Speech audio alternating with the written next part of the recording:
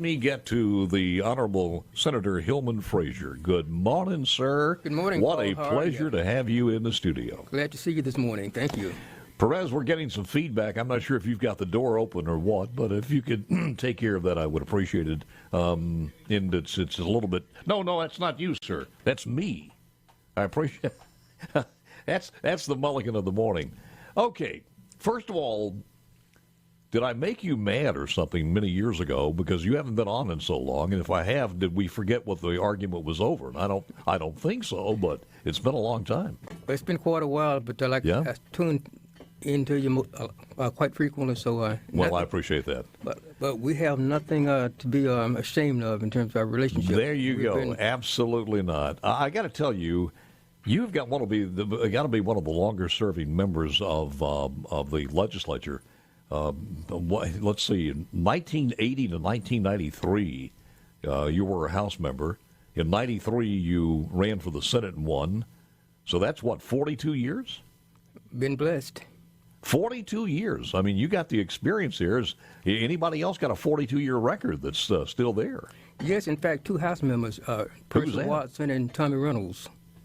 And Tommy Reynolds, that's right, from Charleston. Mm-hmm. You're absolutely right. So all of us came in together in that class. Man, those were the old days, back in those days. They were. We had a lot of challenges since then, and we were able to meet a lot of them head on, so we had to have a chance to work with them. Well, you've been one of the members of the Black Caucus who has been able to reach across the aisle for so long. A graduate of Jackson State University, you got a law degree at George Washington University, and I think you understand that. And is there been a time where, as far as Jackson, Mississippi is concerned, we need that reaching across the aisle and get this thing done? Well, we need that on a lot of the major issues we're facing because the water crisis in Jackson is not a Republican Democratic issue, not a black and white issue. It's the people's issue. So we're going to have to sit down and just have dialogue to come up with a solution to the problem in Jackson. Have you talked to some of the members of the community there and see what they want? And I'm not talking about the politicians. I'm just talking. I got to believe that they're ready for any solution, that anything that will happen to get the water going, they're willing to do it. Yes, I've been in direct contact with people of the community. They want one thing. They want safe and clean drinking water. They want a reliable plant to treat the drinking water. So they want us to get it running as soon as possible. They're tired of these long lines trying to get water from different places. They're tired of not being able to use the water they're paying for without boiling it. So it's really a real challenge for them, especially the business community. They're being forced to go through extraordinary expenses just to maintain their businesses. Well, I got to ask you though, with legal knowledge of this, isn't there a good reason for them not to pay now because they're not getting those services? If they decided I'm not going to pay, even in a class action lawsuit, is there some merit there? How in the world are you going to pay for something you're not getting? It's almost as if cable wasn't on for 2 months and you're still got to pay it. As far as consumer rights, it just seems that there should be some retribution there somewhere. Yeah, a lot of consumers are very concerned about having to pay for that water bill monthly without being able to use it.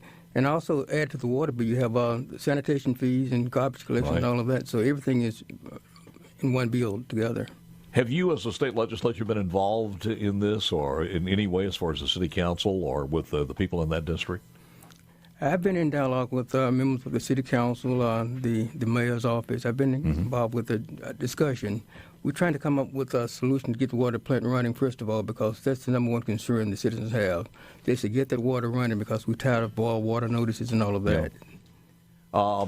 Just to bring you up to date on some of the things, I don't want to spend a lot of time in the interview part of this, but they did put that other pump in there, which will enable them to add about 4 million gallons of pressure to it. And I tried to think about this yesterday. It's like a water hose. And you see the water coming out of that water hose, and you understand, or the tap itself. And if it's coming out full speed, then you count how many gallons it takes to put that pressure there. Apparently for the city of Jackson, and to serve the 150, 60, 70,000 people, it's 50 million gallons. And so they added, and I have not. Do you know where they are now with the breakdown? Or I had heard 13 to 25,000 gallons. Well, that's changing every time we get a different report on that. But like I said, they're trying to install the pump so they can get the pressure up there so folks can have water coming out the tap, first of all. They had a little bit of setback yesterday, is what I understand, with some of the water clarity, and I'll talk about that a little bit later on. But what is your solution? What do you think the solution happens to be? That's the number one thing that I think people want to hear from you. Well, first of all, we have to do an assessment of the water plant to find out exactly what's wrong with it and what it's going to take to fix it.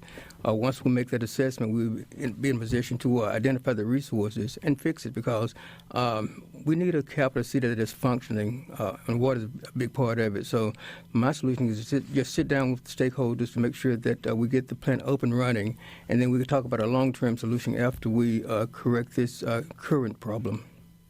Well, I understand that, but I mean, who's going to make that decision? Because if you rely on the city to do it itself through the mayor's office, it hasn't happened. And is there leadership there to do that? And I guess the other question, the important question, and you've been talking with the mayor every once in a while? Yes, council members. And also, I had a chance to have dialogue with the governor. But that's the good thing that's going on right now. We are talking to each other. And by talking to each other, we can come to a solution. We can agree on a solution. Is there some?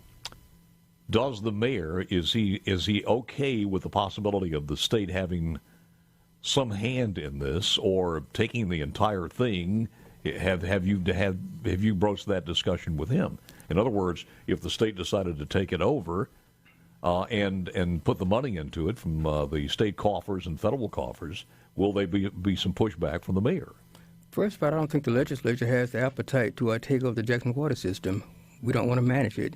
We want to fix it, and once we fix it, turn it back over to them. But at this point, I don't think the vote's in the legislature to allow us to take over the Jackson water system. But Senator, can you fix it unless you have the wherewithal to make those decisions? You can't make those decisions if somebody else is in charge. That's why we're doing the assessment right now, trying to find out what it's going to take to fix it. And once we do that, we can agree on a plan going forward. It's very good that we do have a federal declaration of emergency that would allow us to access different federal funds to address these short-term problems. It's going to take state funds also, along with local funds, to fix it. But we need the dollar amount in terms of what it's going to take to fix the entire plant going forward.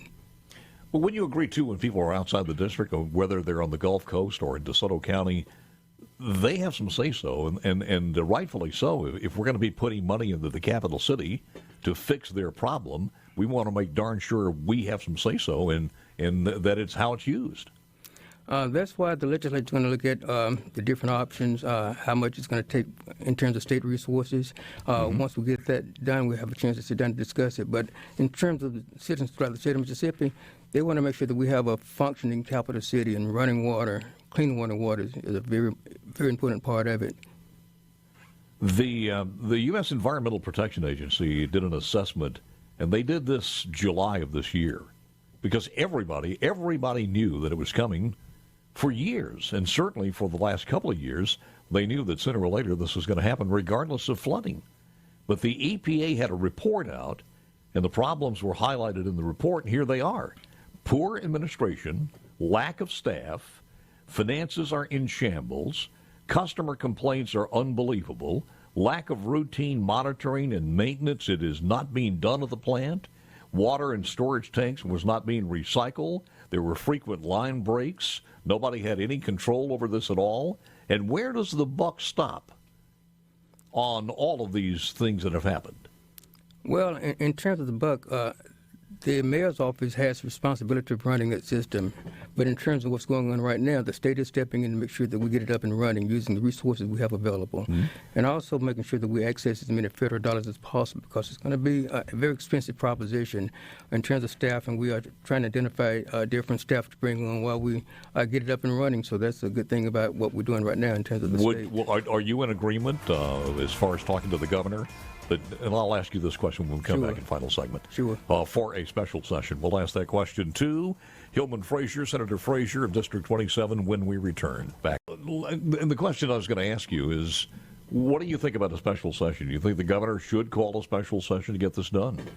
Well, as you notice, the Jackson Senator sent a letter to the governor requesting a special session because we realized that we cannot wait until January to properly address this issue. So that's why we called for a special session.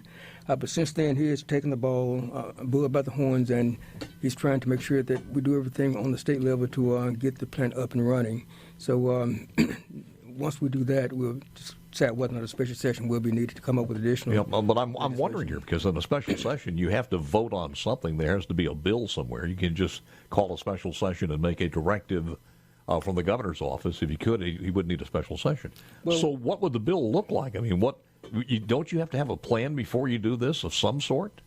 That's why we're doing an assessment of the water plant right now to see exactly what we need to do on the state level to make it functional. So that's why a special session would be necessary. But in terms of special session, we will be addressing whether or not we're going to allocate additional funds to the water plant in Jackson, and also the temporary structure of the system going forward. I think it's a daunting idea here, but if it falls apart as far as negotiations, Senator, and the state decides we're not going to get involved because there's too much pushback, then what happens to the city of Jackson? Well, we cannot afford to let the city of Jackson fail on this issue because all of us have a stake in the city of Jackson. True enough, we will be receiving federal funds for the problem in Jackson, but it's going to take a partnership on the part of the federal government, state, and local government to make it work. So that's why we're continuing dialogue, trying to find out the best option in terms of what we should be doing to get it up and running and looking at long-term solutions for the plant. Something you said a little bit earlier, but you didn't think that the state legislature would be in favor of the state taking this over, which is probably one of the more cogent and one of the most reasonable things to do, much as the lieutenant governor told me yesterday was done during Hurricane Katrina on a temporary basis. But you said you felt like the legislature wouldn't go for that.